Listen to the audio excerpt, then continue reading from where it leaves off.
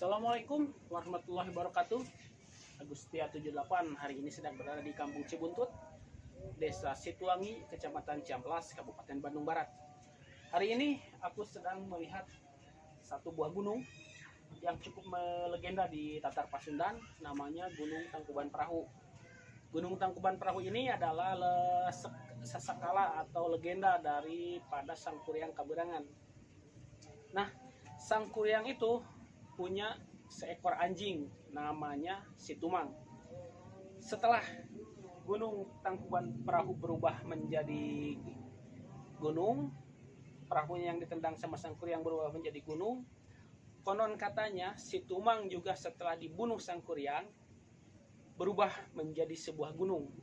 Nama gunung itu adalah Gunung Tugagug.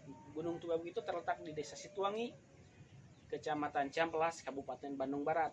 Mungkin belum banyak orang tahu tentang sasakala dari si Tumang, apakah ada relokasinya sama Gunung Tangkuban Perahu. Sekarang aku akan mencari informasi tentang situs dari Gunung Tugagug ini. Aku akan menemui seseorang yang mengetahui atau tahu atau paham betul dengan situs Gunung Tugagug ini. Ayo kita bertandang ke rumahnya mencari informasi tentang situs Gunung Tugagug si Tumang.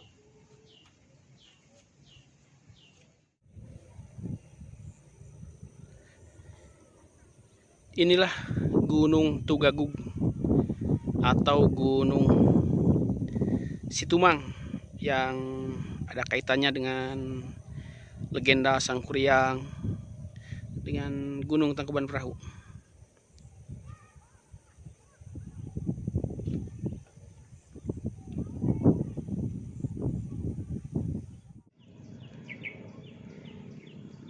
Ini dia Gunung Tugagug atau disebut juga Gunung si Tumang.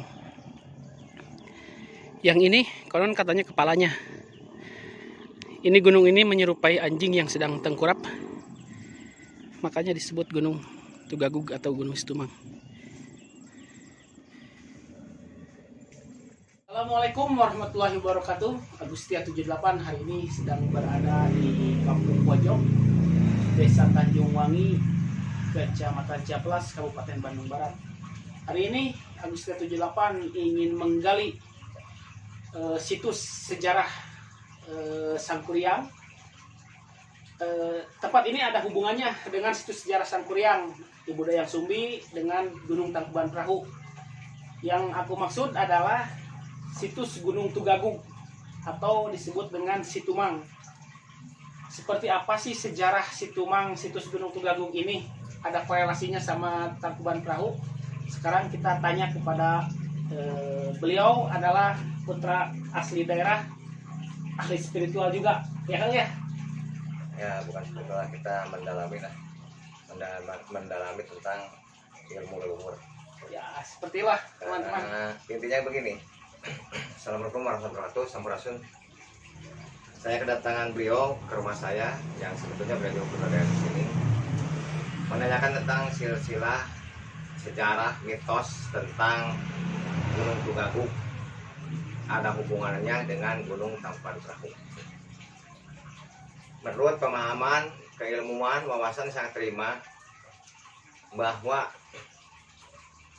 suatu hal dalam suatu tatanan berkehidupan manusia itu pasti ada awal, ada sejarah yang terkandung di dalamnya. Karena Tuhan saja Al-Musabib, semuanya ada perantaranya, ada sebab akibatnya. Ini sebagai orang Sunda yang punya susunan dalam dadanya, yang memahami tentang berbagai keilmuan. Orang Sunda itu mempunyai 5 keilmuan dan 5 dasar ilmu. Karena orang Sunda mempunyai kitab basah. Guru-guru orang Sunda itu memahami tentang bagaimana ilmu intelektual itu yang berdasarkan akal dikembangkan. 2, menggunakan ilmu spiritual bersifat keyakinan tentang agama, tentang Tuhan, tentang leluhur. 3, ilmu supranatural tentang alam. 4, ilmu kejiwaan sebagai kepribadian manusia yang punya diri. yang punya hidup dari Tuhan, yang ada unsur alamnya, harus bersinergi dengan alam. Kelima, punya ilmu kebatinan, yaitu suatu pemahaman tentang yang 4 tadi disatukan dalam bersifat kebatinan yang berhubungan langsung dengan Tuhan. Dengan patokan 5 keilmuan, ya ilmu tadi gurunya sebagai bagian dari ada golongan manusia, golongan binatang, golongan tumbuhan, golongan gaib, dan golongan alam semesta. Nah, ini sebagai guru itu menurut orang Sunda itu digugu ditiru. Jadi ada hal-hal yang patut dicontoh dan ditiru. Diambil hikmah dari sebuah kejadian, dari hal apapun, baik itu dari manusia, dari mulai bayi sampai yang tua renta, dari yang salah sampai yang benar. Apapun itu, dari yang kaya sampai yang miskin, atau yang miskin sampai yang kaya, itu bisa dikaji. Di situ pasti ada hikmah dan manfaatnya. Dalam salah ada hikmah, dalam benak ada berkah. Kalau kita mengkaji, melihat, menggugu, mentiru contoh-contoh yang ada pada manusia menjadi suatu keilmuan, ataupun daripada binatang. Nah, ini pun bisa dijadikan ilmu atau dasar ilmu, atau dari golongan tumbuhan seperti itu, atau alam, atau sejarah-sejarah. Nah, berdasarkan itu, saya sebagai putra di sini yang asli Sunda mengetahui secara turun-temurun atau sejarah, atau dengan tambahan wawasan yang lain, atau dengan pendekatan-pendekatan ilmu tadi, saya memahami bahwa dalam tatanan kehidupan manusia di sini ada 2 jalur, ada jalur kedewaan, ada jalur kenabian. Nah, sebetulnya Tuhan memberikan suatu contoh untuk perbandingan. Nah, perbandingan itu beda itu untuk dibandingkan, untuk mengambil salah satu hikmah daripada itu. Ada benar karena ada salah ada benar. Nah, di sini kalau kita melihat dengan 2 mata kepala yang ada di kita, mata kepala untuk melihat fakta-fakta secara realita. Ternyata di dalam diri kita ada 10 mata, ada mata pikiran untuk memikirkannya, ada mata rasa untuk mengkaji rasa kita, ada mata tangan untuk bersilaturahmi, ada mata kaki untuk bersilaturahmi. Ini berbeda. Nah, ini mata yang 10 yang ada pada kita, mata kepala, mata pikiran, mata rasa, mata tangan 2, mata kaki 4. Ini suatu kesatuan untuk melihat. Nah, ke sebelahnya ada matahari dan ada mata pencaharian supaya Anda tidak bingung dalam kehidupan, karena harus punya penghasilan. Balik lagi ke sejarah, bahwa si Tumang ini dalam sejarahnya berkaitan dengan leluhur di zaman kesangyangan, ya. Jadi Sanghyang Widi. Saya mau tanyakan, ya. Si Tumang itu sebenarnya siapa? Nah, gini, ini jadi si Tumang ini sebenarnya siapa? Nah, ini karena ini terjadi dalam kesangyangan, karena dimensi manusia itu ada ruang dan waktu, ada sejarah tahapan-tahapan. Kalau dari kedewaan itu Sanghyang Widi, ya, Sanghyang Widi adalah Tuhan. Itu Hindu kan? Ya, itu dari sebutan. Nah, kalau dari jalur kedewaan, dari keagamaan, ya pasti Allah, gitu kan.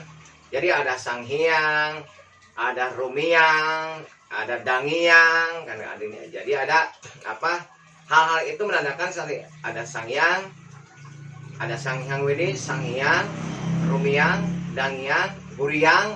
Nah, itu kan itu tanda-tanda sebutan. Kalau di Islam ada Allah, ada Rasul, ada Nabi, ada wali, ada ulama, seperti itu jajaran.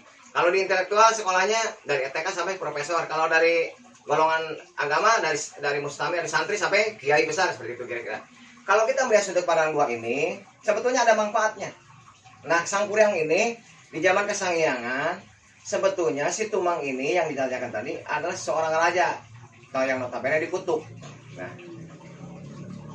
kenapa dikutuk? Itu udah sunatullah seperti itu ceritanya, mitosnya. Karena saya tidak hidup di zaman itu, tapi mendengar legenda seperti itu, gitu. Jadi setelah itu terjadi pengutukan, dan secara sunatullah Tuhan menemukan dengan seorang ratu, yaitu Dayang Sumbi tadi. Tatkala dia membuat tenunan, teropongnya jatuh, dia bergumam dalam hatinya, jika karena ada kemalasan, udah sunat seperti itu cerita mitosnya, jika siapapun yang ada yang bisa menghantarkan ke teropong itu, maka akan diaku suami. Nah, zaman-zaman dewa kan zaman sakti tuh. Cerita mitosnya, maka datanglah seekor anjing tadi, maka diakulah sebagai suami. Nah, tatkala setelah menjadi suami, ini kan zaman kedewaan, ini cerita mitos, kita bisa masuk akal, boleh masuk akal, tidak masuk akal juga boleh. Tapi kalau kita dikaji dengan kebesaran Tuhan, semua bisa masuk akal. Contohnya ada kejadian Nabi Musa tatkala dikejar Firaun, Tuhan berkata, kumpulkan Musa tongkatmu ke laut. Nah, laut itu bisa terbelah atau menyingsing, itu kekuatan Tuhan. Cuma Tuhan berkata kepada Musa sebagai tongkat sebagai pelaksana untuk diketukan, maka terjadi keajaiban itu, keajaiban Tuhan. Itu mujizat Nabi Musa, bisa dikatakan mujizat Musa atau keajaiban Tuhan yang maha mustahil. Nah, ini pun sama kalau dikorelasikan kepada cerita Sangkuriang dan Sumbi, ini udah ketentuan Tuhan dan ini mujizat Tuhan. Seorang yang dikutuk menjadi hewan berhubungan menjadi suami, melahirkanlah Sangkuriang. Nah, seperti ini. Nah, Sangkuriang ini karena terpisah dengan ibunya itu saking lama. Nah, Sangkuriang kan itu anak dewa tuh ya. Jadi dengan kesaktian yang mandraguna, tatkala sudah dewasa, diceritakan dalam mitosnya ketemulah dengan ibunya ini. Nah, kita balik lagi sebelum Sangkuriang itu menghilang atau melarikan diri daripada ibunya, itu pernah melakukan suatu hal kesalahan. Tatkala ibunya menyuruh berburu, nah Sangkuriang ini disuruh berburu dengan bapaknya tadi yang tidak tahu situ panggil bapaknya. Nah, tatkala dalam berburu itu dia mendapatkan buruannya atau apapun yang terjadi, ternyata yang terbunuh adalah Tumang kan gitu, karena patuh sama ibunya bahwa dikatakan inilah jantung rusa tersebut atau kijang tersebut. Maka dimakanlah. Tatkala setelah itu ditunggu supaya tidak ada, maka ditanyalah Sangkuriang ini sebetulnya ini arti siapa, jantung siapa. Dengan jujur dia berkata, wah ini jantung si Tumang. Nah, disitulah marahlah ibu Dawang Sumbi dan memberikan hukuman, dipukullah kepalanya sampai berdarah. Nah, dan dimaki karena kesal. Nah, Sangkuriang itu terkala itu maka dia melarikan diri. Jadi si Tumang itu terbunuh pas sama si anaknya karena tidak tahu, kalau tahu tidak mungkin dibunuh. Mungkin lama ini kelamaan berubahlah jadi sebuah gunung gitu yang ada, ini yang nanti ke sekarang depan gunung nih, ke Tugagu depan ini masih panjang. Ini terjadinya seperti itu. Nah, tatkala si Tumang ini udah terbunuh dan Sangkuriang itu udah melarikan diri, ini kan abadnya sangat jauh. Ini mitos ya. Dan saya hanya menjelaskan mitos yang saya dengar, karena ilmu itu apa yang kita dengar, apa yang kita lihat menjadi suatu pengetahuan dan belum tentu kebenarannya. Ya. Nah, ini mitos. Nah, tapi bisa dikaitkan dengan fakta-fakta alam. Nah, itu mitosnya. Setelah Sangkuriang itu juga pergi, Dayang Sumbi juga hidup sendiri. Dengan berjalannya waktu, nah terjadilah pertemuan. Sangkuriang ini jatuh cinta sama Dayang Sumbi. Nah, tatkala setelah jatuh cinta, setelah pendekatan, waktu Sangkuriang sangat santai dengan ibu Dayang Sumbi itu, karena waktu itu kan putri, jadi mungkin tidak lupa kecantikannya. Tatkala dibelai rambutnya, terlihatlah tanda bekas luka itu. Akan ditanyakan. Nah, karena Dayang Sumbi merasa tidak pantas untuk menjadi istrinya sebagai ibunya, maka membalikkan syarat. Nah, syarat ini adalah untuk membuatkan suatu danau dan suatu kapal. Maka disanggupi karena Sangkuriang memahami dengan kesaktiannya bisa menentukan guriang-guriang tadi, para jin dan para lembut untuk membuat perahu. Ya, terjadilah pembuatan perahu itu di Citatah. Nah, tatkala ini belum disebut Gunung Sangkuriang dan Gunung Tugagu ini. Tatkala mau selesai, ibu Dawang Sumbi itu menyatakan keberatan, maka dengan siasatnya, dengan petunjuk Tuhan, dibuatlah sebuah rekayasa, dibuat seolah-olah udah menyingsing fajar. Udah pagi Nah, ya. udah pagi dengan tadi dengan kain putihnya, dengan suara lesungnya, dan air berkokok, maka Sangkuriang kecewa. Maka ditendanglah perahu itu ke arah utara, terjadilah terbalik menjadi gunung Sangkuriang perahu. Dan secara otomatis gunung ini si Tumang pun terbentuk menjadi Gunung Tugagu. Nah, tatkala gunung ini menjadi Tugagu dan situsnya itu seperti kalau kita lihat dari atas, dari Gunung Batu Kepul, di sini ada dua situs, ada Gunung Tugagu tadi, Gunung Anjing, dan situ ada Gunung Pakan atau Batu Kepul. Nah, Batu Kepul ini makanan Tumang yang dikepal. Nah, maka kita akan terlihat bahwa ada anjing yang sedang tiduran, tungkup gitu, dengan kepalanya seperti ini. Nah, maka di wilayah Gunung Tugagu ini ada nama-nama daerah pertama ada wilayah Cibuntut, ya. Ya. Ada Cibuntut, terus ada Kampung Tugagu, ada kan? Tugagu, Ya. ada pojok juga ada pojok Loa, ada pojok wetan, ada pojok dan sampai ada pojok kidul. Kenapa ini di pojok? Karena terpojokkan. Nah, karena terpojokkan. Ya. Nah, Cibuntut ini adalah buntut. Jadi ada Ekor ya kan? Bahasa ekor, Indonesianya ekor. buntut itu. Jadi ada bukti yang harus dituntut. Nah, pojok ini terpojokkan. Karena tadi terpojokkan dengan pemburuan yang tidak mendapatkan dengan suatu putus asa, maka terpojokkan, terpaksa terbunuhlah si tumbang ini kan gitulah ini. Jadi sebetulnya bukan sengaja, tidak niat ya, tapi ini terpojokkan dengan tanggung jawab kepada seorang ibu kan seperti itu Jadi kira-kira. seperti itulah sasakala dari Nah, kampung pojok. nah. Ini.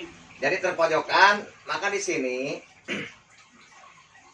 setelah saya pindah ke sini karena saya orang sini dan besarnya waktu SMP saya masih di sini, terus saya merantau dan kembali lagi ke sini, disuruh kembali ke sini. Setelah pendekatan alam, maka di sini saya mendapatkan bahwa gunung itu adalah Guru Nunggal. Gunung Tugagu itu Guru Nunggal, ada tuduh yang membeguk atau tuduh itu dapat diri kita. Karena hidup Tuhan itu udah pada diri kita. Kita sebagai manusia yang punya ruh langsung dari Tuhan, yang semua makhluk hidup ruhnya ada pada diri kita, baik itu ruh binatang, roh tumbuhan, roh hewan, itu ada di diri kita, ruh malaikat, kan semua ruh kita. Nah, yang langsung ikuti bukan ruhku. Nah, manusia ini sebagai khalifah yang bisa memakai, mengolah, memerintah, merubah dan menciptakan dalam dunia ini, maka manusia ini mempunyai hidupnya Tuhan. Kalau bahasa agamanya Tuhan itu tidak ada antara dari urat mata hitam dengan putihnya, urat saya dengan ternyata kan tadi udah bersatu menyatu dalam hidup kita, dalam diri kita. Maka wajar ayat-ayat tadi kalau kita hanya bergerentas saja bergumam, Tuhan tahu karena hidupnya ada pada diri kita kan ya gitu kan. Jadi nah ini suatu pemahaman bahwa Tugagu ini tuduh guru yang membeguk, yaitu tuduhnya ada pada diri kita karena diri itu ada 5.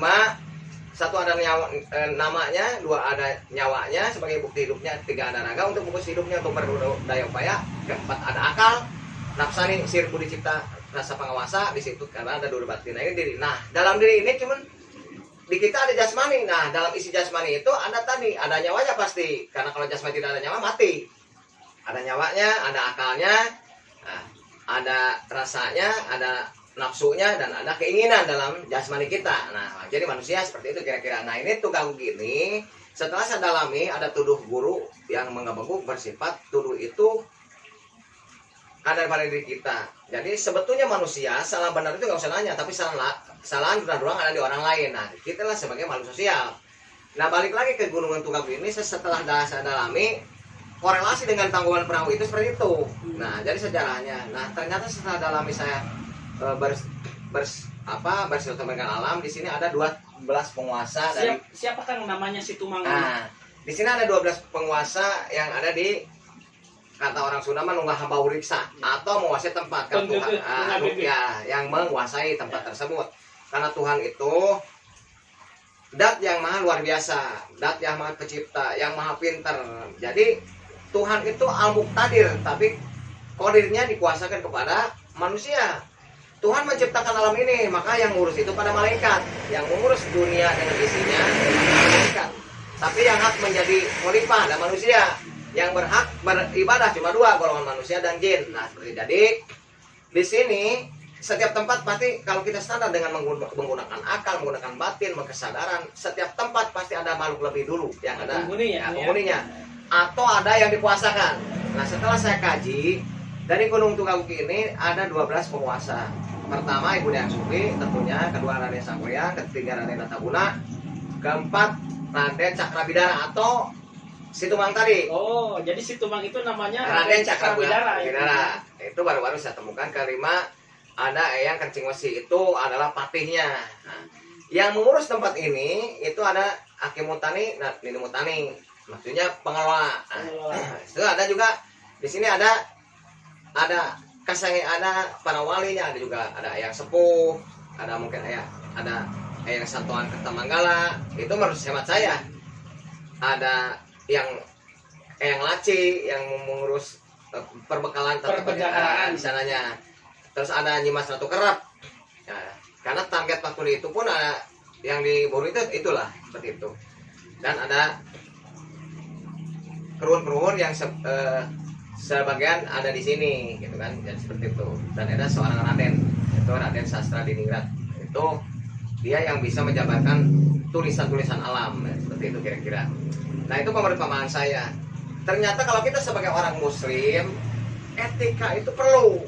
Maka kita kalau emang benar, kita ke Tuhan ada salamnya, assalamualaikum ya Allah, assalamualaikum ya Rasulullah, Nabiullah, kan gitu.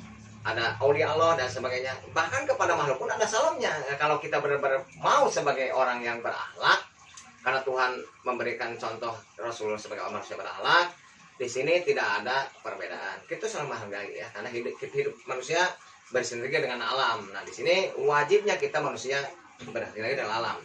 Nah, balik lagi dengan pertanyaan. Nah, sejarah ini jelas ada korelasi antara Gunung Tugagung dengan Gunung Tangkuban. Karena sejarahnya seperti itu seperti yang disebutkan. Nah, karena ini mitos, gunung ini mitos, gunung ini sejarah. Berarti gunung ini termasuk situs. Nah, maka terjadilah pengalaman-pengalaman di daerah saya ini telah terjadi hal-hal spiritual. Enggak, ada terjadi hal-hal yang seperti untuk pemanfaatan. Ada eksplorasi, ada penggalian untuk dikembangkan batunya segala macam. Dan ini udah berbagai PT, berbagai perusahaan besar dengan orang bermodal, ini tidak berjalan.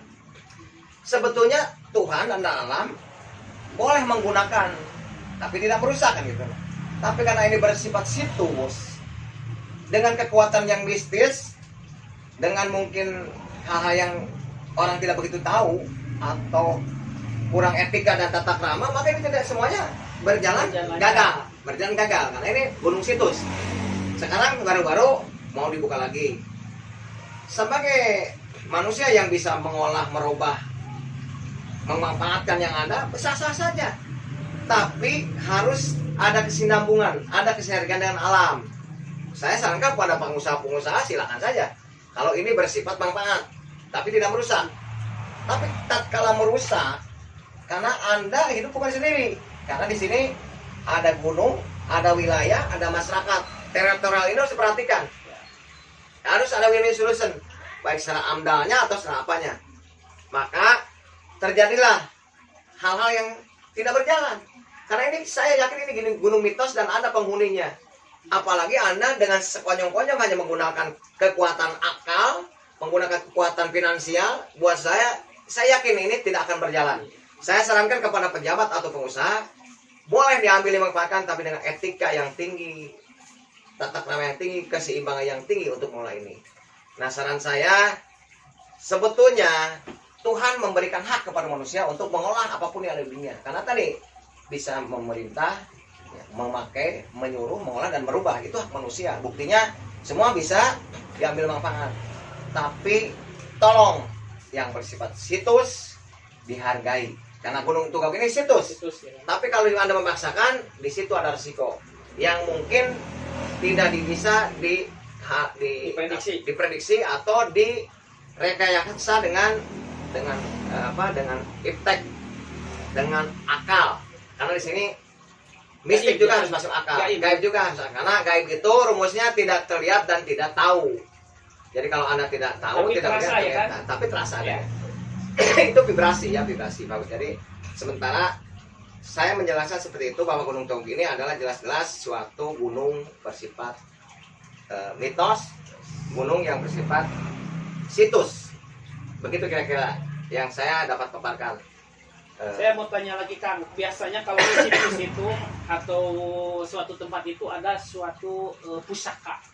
Saya mau tanya, Gunung Situmang itu atau Gunung Tugagung itu apa sih pusakanya? Jadi gini, Gunung Situmang itu pusakanya, kalau bicara pusaka itu kan benda yang berhikmah atau jimat kan. Jadi gini, kalau jimat itu jirim yang punya kematian, nah, itu berjimat pusaka, baik itu keris, batu, ataupun apapun itu.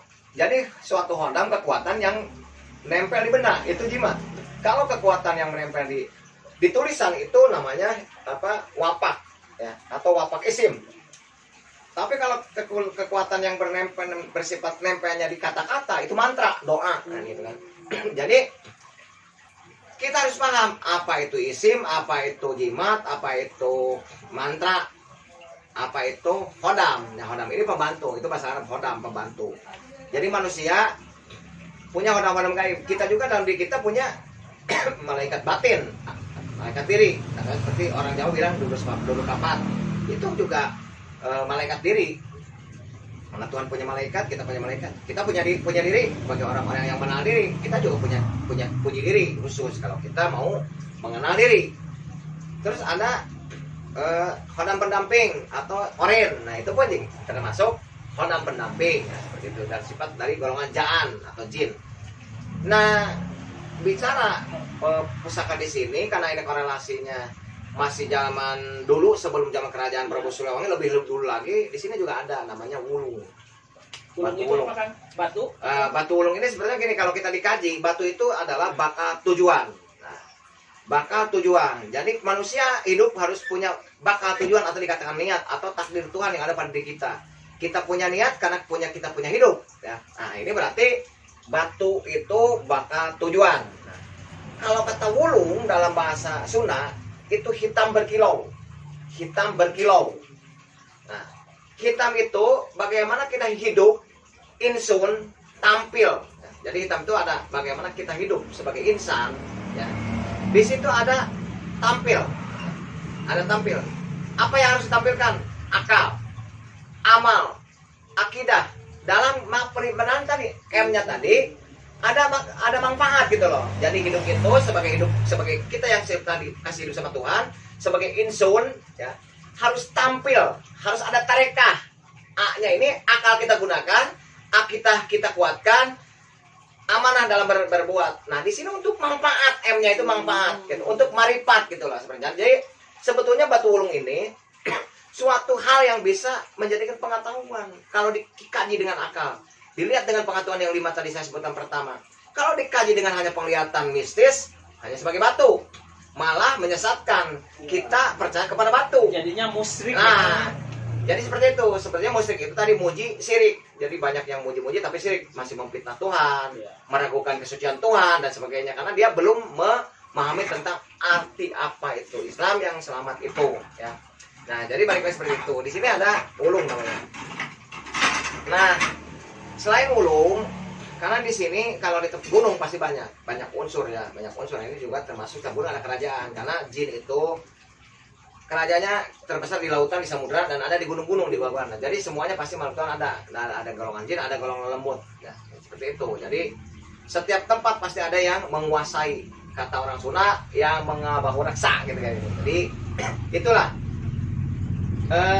Alhamdulillah saya mendapatkan banyak pengalaman dari tadi bahwa tukang itu tuduh guru yang nggak bagus. Nah, makanya di situ keluarlah kata-kata, janganlah cari gunung yang jangkung, tapi naikilah gunung yang satangtung ya jasmani kita. Janganlah kau pergi ke samudra yang luas atau ke sagara, tapi carilah samudra yang ada di dada, baitullahnya Tuhan. Jadi kalau kamu lihat gunung, di gunung kan banyak siluman, banyak nanti tersesat, perlu biaya dan kemudian. Tapi kalau kita mempelajari gunung satangtung kita jasmani kita, dan kita tidak usah ke Sumatera karena di sini banyak jin dan sebagainya, perlu biaya dan banyak bahaya, kita balik lagi samudra yang ada di dada, yaitu baitullah. Bagaimana kita mengkaji diri dan jasmani sampai rohani kita. Nah, itulah sebetulnya dari Gunung Tunggagung ini banyak yang bisa dikaji. Ya, jadi kenapa di Tunggagung ada Tunggagung Ranca Bango, pernah dengar itu. Ya. Jadi orang Belegu itu makanya karena tadi bodoh manusia ada 5 ya. Pertama bodoh, manusia setengah kiki lahir itu bodoh.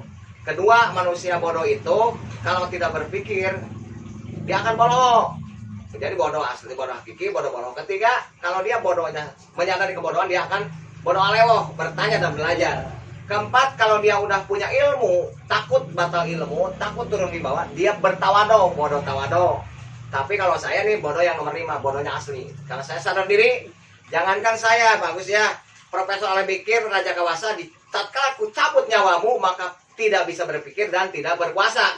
Untuk menggerakkan tujuan tidak bisa. Nah, kalau kita udah menyampai ke tingkatan bodohnya asli, bahwa ilmu kita tidak pernah diaku. Kalau kita punya ilmu diaku, maka terjelas terbatas ilmumu sebagai manusia. Tapi kalau kita udah menyatakan saya bodohnya asli, maka kebenaran Tuhan yang akan berjalan pada diri Anda. Begitu kira-kira Pak Gus. Terima kasih. Wabillahi taufiq wal hidayah. Assalamualaikum warahmatullahi wabarakatuh. Barangkali ada yang ditanyakan lagi, begitu kepada saya. Mungkin itulah sebagian kecil dari cerita atau mitos Gunung Tugagung atau Gunung Situmang ini. Yang Gunung Situmang ini nama aslinya adalah Raden Bidara ya kan ya? Cakrabidara. Raden Cakrabidara. Mungkin untuk saat ini kita segini aja lah Kang. Oh, terima kasih. Suatu saat kita akan lihat ke tempat-tempatnya, ke gunungnya, akan kita jelajah ya Kang ya. Ya siap, insya Allah.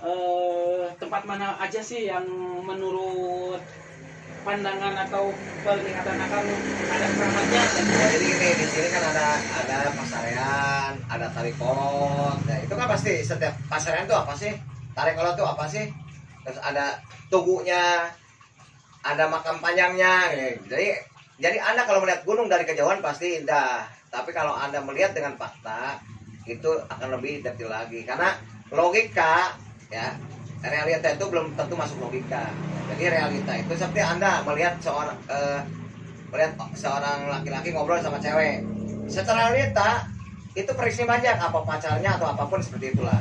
Tapi kalau udah secara realita seperti itu, tapi kalau secara logika kita harus menyelidiki, ditanya, dikonfirmasi. Ya. Jadi akan jelas seperti Ya, itu mungkin kira-kira. kita suatu saat akan menyelidiki lah mitos-mitos sejarah yang ada di Gunung Tugagung atau Gunung Situmang ini. Untuk sementara sekian dulu. Assalamualaikum warahmatullahi wabarakatuh. Agustus 78 berada.